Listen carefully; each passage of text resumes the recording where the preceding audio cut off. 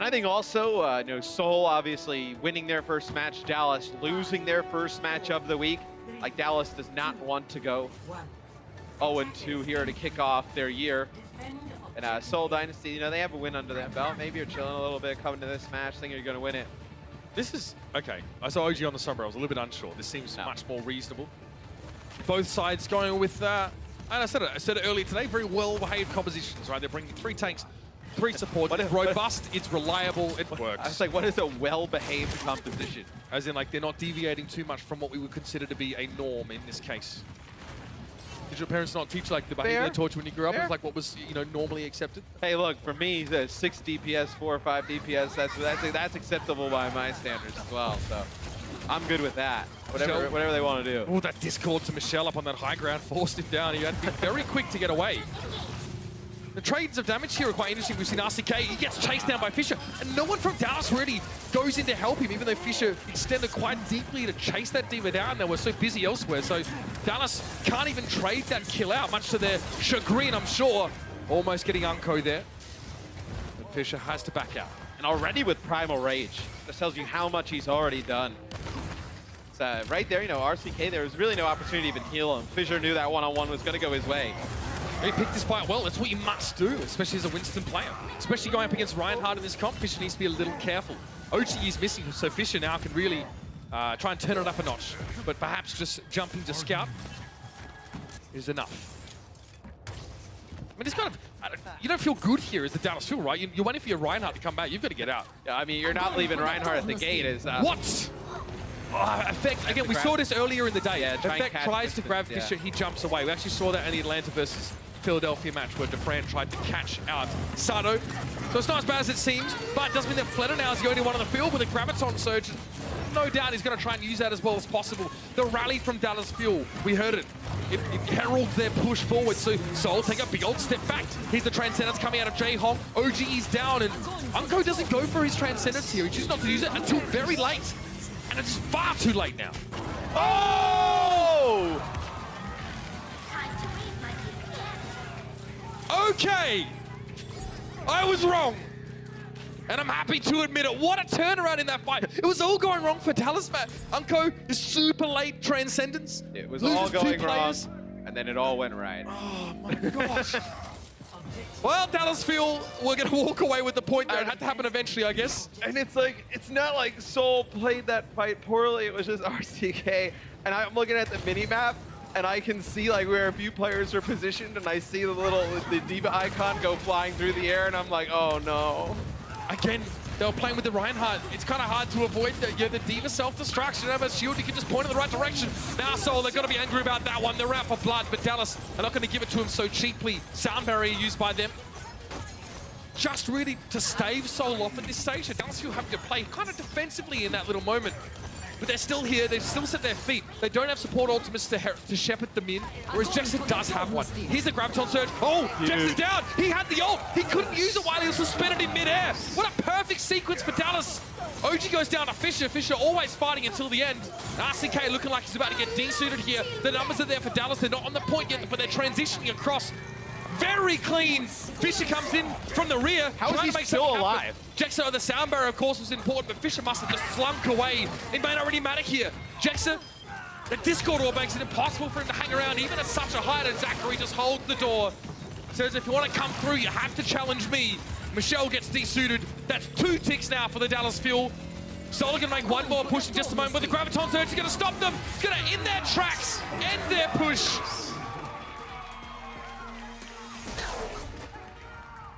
Things just going right for Dallas Fuel right now. Not a phrase I said much of last year, but perhaps the tables have turned on that particular one. They finish the attacking side. Let's see how they defend after the break. I think the both of us and the rest of the talent team, I'm sure everybody at home is, you know, taken from watching the first week. I feel like just like talent level is like even like much higher than last year. Like all the expansion teams came in with really strong rosters. You know, teams from the inaugural season, you know, fixed all the issues that happened with those rosters. Like, they're not going to be like any easy games on the schedule for any of these teams this year. You know what I'm excited about, Matt? It's actually the new players into the league that have raised the standard so much. You know, they've come in and... They're out there grinding, man. Oh, look, and they're so experienced with, for example, 3 tank, 3 support comps. You know, they bring that level of expertise when, you know, prior, the Overwatch League had not seen that kind of play. Dallas, okay.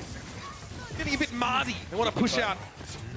I mean, maybe they were trying to get up onto that high ground. They don't have it now, and they are still playing together. At least that's something that's working in their favor. Fisher, again, using those jumps to do a little bit of scouting as he goes over the top of OG. And OG needs to be careful. He can get caught where he is. He realizes and backs away after getting discorded. But Dallas need to move from this room eventually. They have to relocate. Hopefully they relocate before a Primal Rage or a Graviton Surge becomes available. Well, it's going to look like an abattoir if they don't in there. Unco again, safe distance. Sees Zachary a little bit low, so needs to rush and put his orbs on the right players. A trade, they lose OG again. Dallas, their signature aggressive tank falls down quite early on. The fact that they were able to trade that for a Brigitte isn't bad, but again, you see, they don't feel confident about that exchange. It's not the transaction they were looking for. And I know in terms of Zens right now, Unco and Jaehong really about even. I mean, across the board, both of them just putting up crazy numbers in terms of damage. And then you see how fast both of them are building up to Transcendence already. Both with the Transcendence here. I mean, a little bit over a minute for both players. Oh, here's the problem. Dealing tons of damage. Here's the Primal Rage. You see they're building up some energy there with Fleta putting the bubble on. He backs out. Fleta's happy just sitting on this grab and looking to get value out of it soon. Fisher's Primal caused him to go down to about half health, but he managed to get out. Now Dallas want to try and make something happen. You have to think so. Here's the Graviton Surge, immediately responded. Transcendence in play. Michelle trying to split up Dallas a little bit more, but no one affected by it except RCK. He did get split. Dallas not coming with a sound barrier late in the fight, but to get Jaehong, that's a decent trade. We take those. Now the Transcendence in. Michelle high ground just pounding that damage in. Dallas, they're trying to capture the point, but they need to clear Soul off before they do that. Again, OGE is down. Where's the trade going to come from? They have to get something for that. There's Munchkin and Fleta being removed. Much more of a grinding fight for Dallas, and now Fish is going to try and keep the dream alive. Primal Rage, but he knows he can't do it. He jumps off the point into the drink. And Dallas Fuel get that point A. Cost them about 2 minutes. Yeah, they're not able to take advantage of this death by Fissure. Maybe go in pretty quick because OG's still coming off the respawn. Fissure uses the Primal, jumps right into the ocean out there. He's going to go over to Reinhardt. So mirror matchup here for both teams. Dallas an advantage in terms of ultimate economy though. You know Fissure is just switch over, no Shatter. OG with the Shatter here, and you have Grab. Dallas going to go whenever they can. It's going to be now. Grab and Shatter in the same fight. That's going to be good news for Dallas, and Fissure is down. OG's going to be looking for a little bit more, but Effect is traded out. Jexa gets in there. You can see he skitters off on the left-hand side, but closes in. Hot pursuit. Munchkin, though, is down. Fleta knocked to the ground, but Jaehong is there to save the day with the Transcendence. But OG, that Earth Shatter now, having used that, Dallas need to find some more picks. They have a Transcendence to work with. Unco barely gets out alive, and it looks like they don't fancy it anymore. Soul has shunted them off this point. I mean, you lose one of your largest sources of damage with Effect dropping. But I like what they decided to do there. They solo grab Fissure. You know if you take out the Reinhardt, you can get that free Shatter. It's just Effect doesn't live. If he lives there, you land the Shatter. They actually solo Shatter Fleta, forces the Transcendence out. Maybe you're able to make something happen, you know, getting in between the two with a bubble on Effect and trying to block the line of sight to take him out. Here's that Graviton Surge. Dallas don't even really get to the point, and OGE goes down again. Unco can't do much about it. The way he was grabbed as well, it made it very hard for him to get healing. No line of sight for that Transcendence to have any effect. So unfortunately for Dallas fans, that doesn't work out. The ult's not really doing anything. And now they're having a Zach Galifianakis moment with all the maths going past them on the screen because they've got 19 seconds to pull out something comparable to what they did on that first push on King's Row overtime. See where they try and plan this attack from. All right. Okay, they thought about it. They thought about it. Everybody didn't make it though, so now you're going to have to go in through the front door. It's time. Rally from Munchkin. He knows that they're about to get hit hard, and Soul are going to close ranks here. Batten down the hatches. The storm's coming. Fissure very low. That sound barrier had to come out there because Dallas would have jumped on top of him. Self-destruct, forcing Soul off the point now, and it's a Transcendence coming out from Jaehong. Fleta is down. This could be something. Effect has himself the Graviton Surge. He was looking to use it, but he's knocked to the ground before he had the charge. The charge comes out. I think Fissure was really trying to get rid of the Zaya as quick as he could, but Munchkin gets the job done anyway with Effect's Graviton being eaten. That was what they needed to finish this one off. Now Munchkin's a moment alone with Unco in this small room, and they are off the points. Soul had to weather so many ultimates there. Michelle, another Graviton eat. Lightning doesn't strike twice, I guess. Yeah, really nice play there from Michelle to eat that Graviton Surge from Effect, and then also Munchkin putting that pressure onto Unko. Unko, you know, if that pressure doesn't come through, he's going to come out, hit that Transcendence. OG on the point. He was taking out everybody. You would have kept him up, potentially would have been able to extend that for the Dallas Fuel. And despite Unko having a couple of moments in this map so far where, you know, it was clear to see he wasn't able to get value or as much value out of that Transcendence, he's about 500 Transcendence healing behind Jaehong, which isn't much. Jaehong's 4,800, he's 4,330. So despite all that, still managing to keep his team topped up. But here's the situation now. Dallas Fuel not managing to take point B. So that's all they really have to do here. You know, for me, with Unko, it's, you know, the 12k damage versus, you know, 9,800 to Jaehong. Distinct difference, I'd say, yeah. Quarter. You know, in terms of following up on damage on Discord, it's 1,000 more for Unko than Jaehong, so. I mean, that is incredibly high, considering what, you know, the only one with higher damage is Effect on that particular team. So right. That hurts. 4 minutes, 44 seconds. SEOUL trying to stay in the series. Dallas trying to end it all here. Again, no one's going crazy with these compositions. The stakes are just too high right now. SEOUL will walk in without so much as a knock on the door. It's interesting that SEOUL has not gone back to Michelle on the Sombra. Very good on King's Row. You really like, you know, Fleta and Fissure, obviously not your traditional, you know, off-tank and main tank combination, but, you know, Fissure obviously being a main tank, but Fleta being a damage dealer. They have very good synergy, you know, landing these bubbles at the right time, you know, from the Zarya to the Reinhardt. The EMPs could be huge like they were in King's Row. So Effect got knocked off the high ground there and didn't really get a lot of value out of his own bubble. OG, again, keep an eye on him. Watch his positioning. Dallas will really need to fan out behind him to support him and with the way that he wants to play. To play the corner now, halfway towards that first Earth Shatter. He's ahead of Fissure. And a Fire Strike in time saves 9. There you go, there's your average Transcendence healing. So even though Unko's getting some transits, they're not working very well, on average, it's vastly better. Thank you for that, Troutman. That's how we communicate now. Big knockdown, though. A Reinhardt player would scream, it's huge. OGE still being kept up. Great Transcendence timing for both teams yet again. Here's the Shadow, it's 3! That's what he's after! Dallas needed that one so bad. What a way to relieve that pressure, and they need to keep doing this.